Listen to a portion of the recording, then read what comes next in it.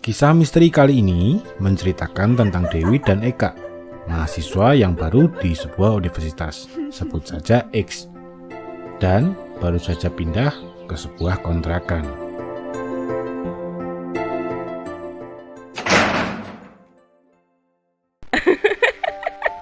Dewi merasa senang sekali karena merasa beruntung mendapatkan kontrakan yang murah dengan lokasi yang tidak terlalu jauh dari kampus mereka.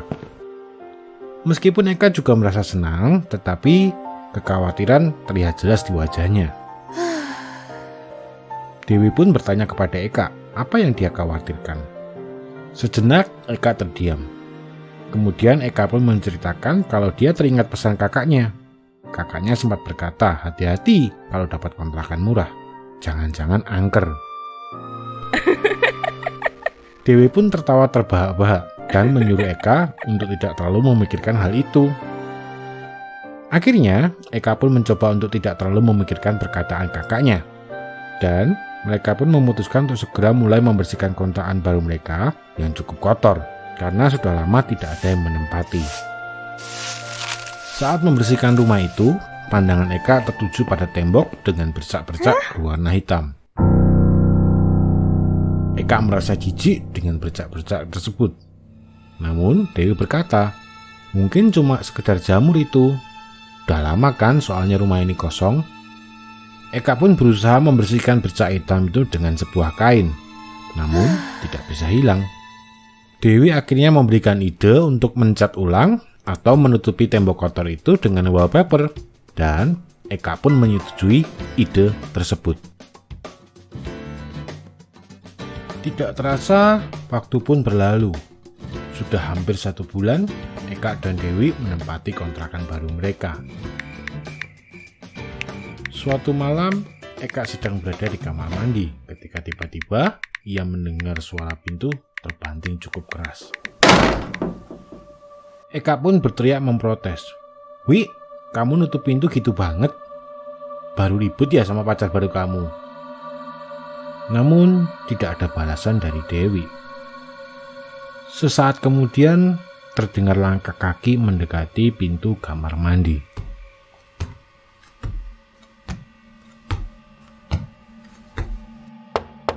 Lalu, terdengar seseorang mengetuk pintu kamar mandi 3 kali.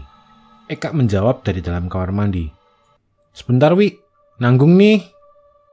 Tiba-tiba terdengar suara lirih dari balik pintu kamar mandi. Tolong. Eka pun mulai ketakutan. Wi, gak lucu ah, jangan bercanda ya. Awas kamu.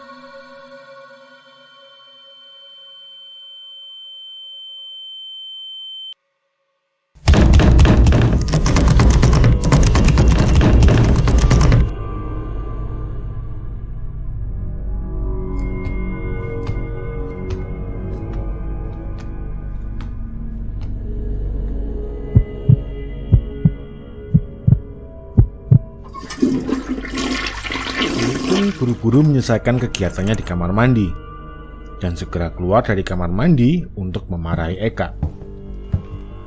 Belum selesai Eka memprotes, tiba-tiba Eka tersadar kalau ternyata tidak ada siapapun di rumah kecuali dirinya.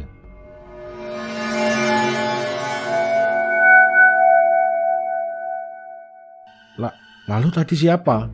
Pikir Eka dalam hati. Ketakutan pun merasuki seluruh tubuh Eka. Dan keringat dingin keluar dari seluruh tubuhnya. Tiba-tiba terdengar suara pintu terbuka. Teriak Dewi memasuki rumah. Dewi meminta maaf karena pulang terlalu larut.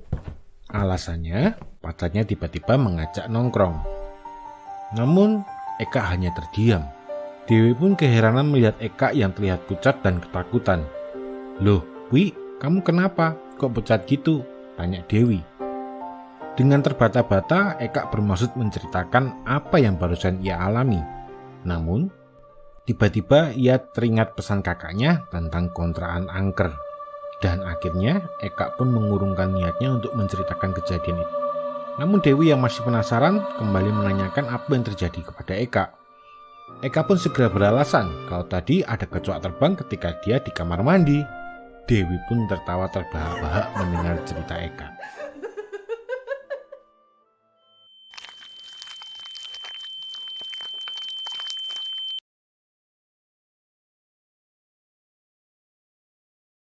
Beberapa hari kemudian, terlihat Dewi sedang asik ngobrol dengan Miska, seorang teman kuliahnya di sebuah ruang kuliah. "Benar kamu kontrak di rumah yang di ujung jalan itu, Wi?" tanya Miska. Dewi pun mengiyakan, lalu menanyakan kenapa memangnya. Dengan sedikit canggung, Miska menjawab, "Enggak apa-apa kok, Wi." Dewi bertanya lagi, "Kenapa memangnya?" "Jangan bikin penasaran dong, Miss," kata Dewi. Dengan ragu-ragu, akhirnya Miska pun menjawab, "Gak apa-apa, Wi. Cuma kok aku sering dengar kalau rumah itu angker, Wi." Dewi terkejut mendengar apa yang dikatakan Miska. Serius kamu?" tanya Dewi lagi. Miska pun melanjutkan ceritanya. Menurut rumor yang beredar, dulu ada seorang mahasiswi yang kontrak di situ. Akan tetapi, tiba-tiba suatu hari mahasiswi itu hilang. Berbulan-bulan keluarga dan polisi sudah mencari, tetapi sama sekali tidak ada petunjuk keberadaan mahasiswi itu. Polisi mencurigai teman prianya, tapi karena tidak cukup bukti dan dia seorang anak pejabat, maka kasusnya dihentikan. Dan sampai hari ini masih belum ditemukan mahasiswi itu. Dewi terlihat pucat usai mendengarkan cerita Miska. "Terus gimana, Miss?" tanya Dewi. Miska kembali melanjutkan ceritanya. "Ya, sejak hari itu katanya kontrakan itu angker banget. Sering ada suara minta tolong dan suara perempuan menangis gitu." Dewi sebenarnya meragukan cerita Miska karena menurut Dewi selama mereka tinggal di situ mereka tidak pernah mengalami hal-hal yang aneh. Miska pun berkelakar bahwa paling itu semua hanya rumor dan Dewi seharusnya merasa beruntung karena dapat kontrakan murah. Tetapi Dewi tidak bisa melupakan cerita itu dan berencana menceritakan apa yang dia dengar kepada Eka. Sementara itu di kontrakan, Eka yang sedang berada di kamar mendengar ada suara terisak. Eka pun keluar dari kamar dan terlihat Dewi sedang duduk di meja belajarnya sambil tertunduk dan menangis terisak. Eka mencoba menanyakan apa yang terjadi. "Kamu kenapa, Wi? Ribut ya sama William?" "Sudahlah, tinggalkan saja dia. Dia bukan cowok baik-baik, Wi," kata Eka. Tapi Dewi terus saja menangis. Eka mencoba menghampiri Dewi. "Ya sudah yuk, malam ini kita tidur bareng ya, biar kamu tenang," bujuk Eka agar Dewi tenang. Tangan Eka berusaha meraih pundak Dewi. Ketika tiba-tiba, "Kak, kamu ngomong sama siapa?" terdengar suara Dewi di belakang Eka.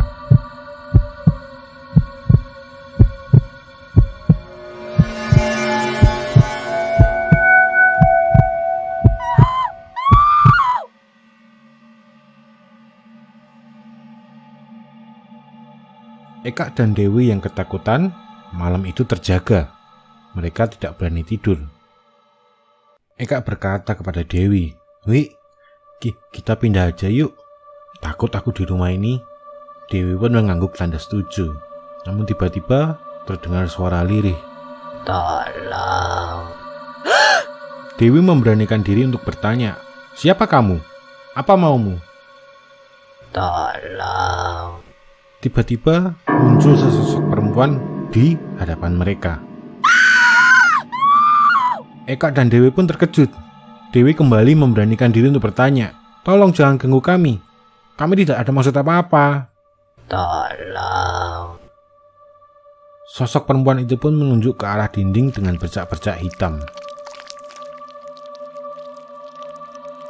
"Kak, sepertinya ia ingin menunjukkan sesuatu," kata Dewi. Eka pun menyetujui. Tak lama kemudian, sosok perempuan itu pun menghilang.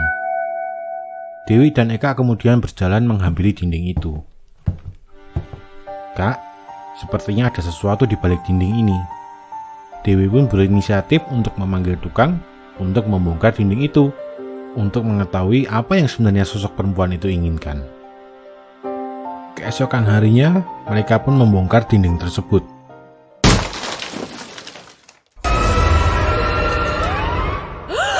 Betapa terkejutnya Dewi dan Eka ketika melihat di balik tembok itu ternyata ada sebuah tengkorak di dalamnya. Kemudian Dewi pun menghubungi pihak kepolisian. Tak lama berselang, polisi dan tim medis datang ke kontrakan mereka untuk mengevakuasi jenazah tersebut. Seorang polisi bercerita kepada mereka bahwa mereka juga menemukan sebuah dompet di dalam tembok itu. Beberapa hari kemudian, polisi itu kembali menemui Dewi dan Eka. Polisi itu menjelaskan kepada mereka bahwa setelah diselidiki, ternyata tengkorak itu adalah jenazah mahasiswi yang hilang beberapa tahun yang lalu. Dan dompet yang ditemukan bersama dengan jenazah itu menjadi bukti yang kuat untuk polisi menangkap anak dari pejabat yang memang sejak awal dicurigai, akan tetapi dihentikan karena tidak ada bukti yang cukup. Dan setelah berterima kasih kepada Dewi dan Eka, polisi itu pun berpamitan.